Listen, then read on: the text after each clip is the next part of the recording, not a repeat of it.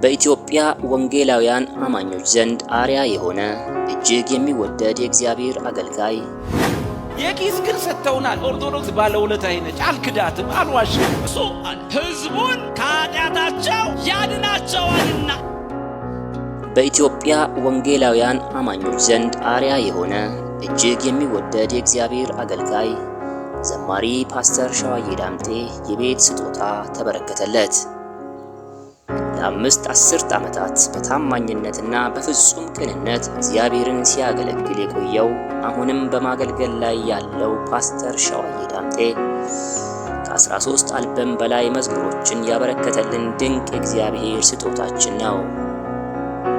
ኑሮ ከጌታ ከኢየሱስ ጋር በሸለቆ ቢሆን በተራራ አመቺ ነው፣ ደስ ያሰኛል፣ እርካታን ይሰጣል እና ሌሎችም ተወዳጅ የሆኑ ዝማሬዎችን ያበረከተልን ይኸው አገልጋይ አገልግሎቱና መንፈሳዊ ሕይወቱ ከመሠረተ ክርስቶስ ቤተክርስቲያን ጋር የተቆራኘ እንደሆነ ይነገራል።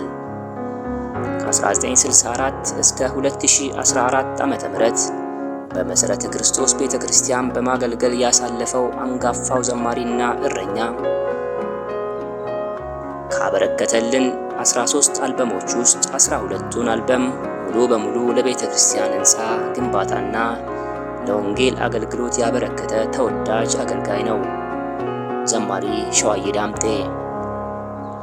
ታዲያ ሰሞኑን ልባቸውን እግዚአብሔር ባነሳሳቸው በእነ ፓስተር ዘማሪ ያሬድ ማሩና አብሯቸው ባሉ አገልጋዮች አስተባባሪነት እንዲሁም ቅን ልብ ባላቸው ቅዱሳን ትብብር ለዚሁ ታላቅ የወንጌል አርበኛ ባለ 3 መኝታ አፓርታማ የመኖሪያ ቤት ስጦታ ተበርክቶለታል። በዚሁ የርክክብ ስነ ስርዓት ላይ አልሞትም በሕይወት እኖራለሁ የጌታንም ሥራ እናገራለሁ ሲሉ ዘማሪ ፓስተር ሸዋዬ መልእክታቸውን አስተላልፈዋል። ገና ብዙ መከርና ከፊታችን እንደሚጠብቀን እና ለዚያ ደግሞ ብዙ መስራት አለብን ሲሉም አክለዋል። እግዚአብሔር ያገለገሉትን መልሶ እንደሚያገለግላቸው ይኸው አንዱ ማሳያ መሆኑን ልብ ይሏል። በታማኝነት በእግዚአብሔር ቤት እያገለገልን እንድንኖር እንዲሁም እስከ ሽምግልና በቤቱ እንድንጸና እግዚአብሔር ጸጋውን ያብዛልን እያልን ወደሚቀጥለው ቪዲዮ ተሸጋገርን። በሕይወቴ ዘመን ሁሉ ቸርች ከፍላኝ አታውቅም። የማልዋሻው ግን እዛ ኦርቶዶክስ ቤተክርስቲያን ውስጥ እያለው 100 ብር ወይም 80 ብር ይከፈለኝ ነበር። ከዛ በተረፈ አንዲት ሳንቲም ከማንም ተቀብዬ አላውቅም። ቸርች ከፍላኝ አታውቅም ሲል ተወዳጁ አገልጋይ ወንድም ዳዊት ፋሲል ተናግሯል። ብዙዎቻችን እንደምናውቀው ወንድም ዳዊት መጽሐፍ ቅዱስን ለሰው በሚገባና ግልጽ በሆነ መንገድ በማስተማር ይታወቃል። ይኸው አገልጋይ ታዲያ ከሰሞኑ አንድ የሚቆጨኝ ነገር አለ ሲል ተደምጧል። በሕይወቴ ሊቆጨኝ የሚችል ነገር ቢኖር አንድ ብቻ ነው። እሱም የኢየሱስን አዳኝነት በትክክል ሳልናገር ብሞት ነው የሚቆጨኝ። መዳንህንና መጽደቅህን ሳልናገር ብሞት ነው የሚቆጨኝ። ይህንን የፈሰሰውን የጌታችንና የመድኃኒታችን የኢየሱስን ታላቅ ደም ሳልናገር ብሞት ነው የሚቆጨኝ ሲልም ተደምጧል። በጅማ ጎስፔል ትሩስ ቸርች ወይም በወንጌል እውነት ቤተክርስቲያን የሚያገለግለውና በተለያዩ ሚዲያዎችም ጭምር ትምህርቱን የሚሰጠው ወንድም ዳዊት በብዙ ኢትዮጵያውያን ዘንድ ተወዳጅነትን ያገኘ አገልጋይ ነው። ሌላው ነገር በሙሉ ከመዳን በኋላ እንደሆነና ድህነታችን ኢየሱስ ክርስቶስ በመስቀል ላይ በሰራው ሥራ ብቻ ነው ብሎ ወንጌልን ቦልድ በሆነ መንገድ በማስተማርም ይታወቃል። እኛም መጽሐፍ ሲናገር በሮሜ መልእክት ላይ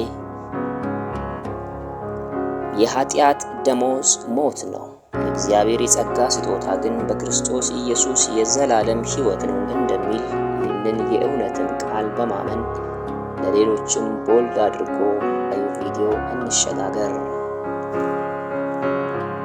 ከሰሞኑ ከአንድ መንፈሳዊ አባት ስለ ኢየሱስ ክርስቶስ የተላለፈው ትምህርት ብዙዎችን በተለይም ወንጌል አማኙን በግርምት ውስጥ አስገብቷል። እኚሁ መንፈሳዊ አባት የማቴዎስ ወንጌል ምዕራፍ 1 ከቁጥር 21 ላይ እርሱም ሕዝቡን ከኃጢአታቸው ያድናቸዋልና ስሙንም ኢየሱስ ትለዋለህ ተብሎ የተጻፈውን የእግዚአብሔርን ቃል በመጥቀስ ትምህርታቸውን እንዲህ ይቀጥላሉ። ኢየሱስ ማለት አዳኝ ማለት ነው፣ ሥጋ የለበሰ ያህዌ ማለት ነው ሲሉ ንጹሕ የሆነውን መጽሐፍ ቅዱሳዊ ትምህርትን ሲያስተምሩም ተደምጠዋል። በዚህ ስም አትስበኩ ሲባሉ ይህንን ከመናገር ዝም አንልም እንዳሉት ሐዋርያቶቹ እኚህ የተወደዱ አባትም ዘንድሮ ይብስብናል ሲሉ መደመጣቸው በብዙዎች ዘንድ ግርምትን አጭሯል። ሄሮድስም ጌታችንንና መድኃኒታችንን ኢየሱስ ክርስቶስን ለመግደል ሄዳችሁ ያለበትን በጥንቃቄ መርምሩልኝ እንዳለው እኛም ኢየሱስን በጥንቃቄ እንሰብከዋለን። ኢየሱስ ለእኛ ብርቃችን ነው በማለት ንጹሕ የሆነው ወንጌል ሲያስተምሩ መደመጣቸው ከመገረምን ባሻገር አንዳች መለኮታዊ የሆነ የትውልዱን አእምሮ ወደ እውነት የሚመራ ሪቫይቫል ጅምር መሆኑን አንዱ ማሳያ ነው።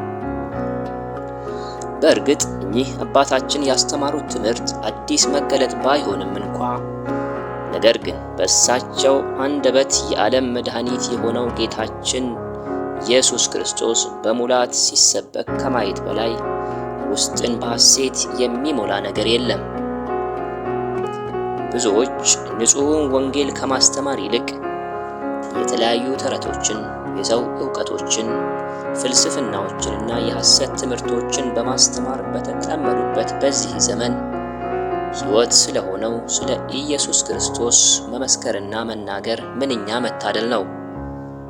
የእግዚአብሔር ቃል ሲናገር የዮሐንስ ወንጌል ምዕራፍ 14 ከቁጥር 6 ላይ መንገድና እውነት ሕይወትም እኔ ነኝ፣ በእኔ በቀር ወደ አብ የሚመጣ የለም ብሎ ኢየሱስ ክርስቶስ ያስተማረው እውነተኛ ቃል ይሄ ነው። እንደዚህ አይነቶቹን እውነተኛ የወንጌል አስተማሪዎችን ያብዛልን እያልን የዛሬውን በዚህ አበቃን። ሰላም።